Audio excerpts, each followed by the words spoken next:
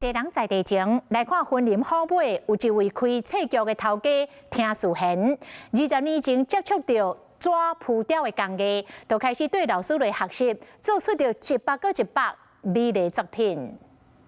认真了解作品的创作过程，其实好买真熬做纸铺雕的高人听事贤。听事贤是好买店一间册局的头家，大约20年前接触到纸铺雕这项工艺。20年前啊，那时候流行一阵子那种纸浮雕，可是，在市面上看到的纸浮雕是。 你同样的部位，它都是用5张或者是3张重复粘贴。纸铺雕是一项结合刀绘和黏带技术，透过这纸和黏豆，让画面看起来更有立体感。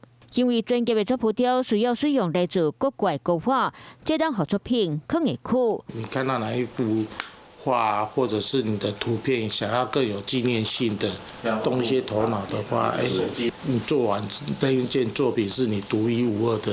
趣味的纸铺雕作品，让民众拢感觉真心惜。 Hello， 我是蒋欣梅。想要抢先掌握最及时的新闻资讯吗？赶快订阅、按赞、开启小铃铛，锁定华视新闻 YouTube 频道。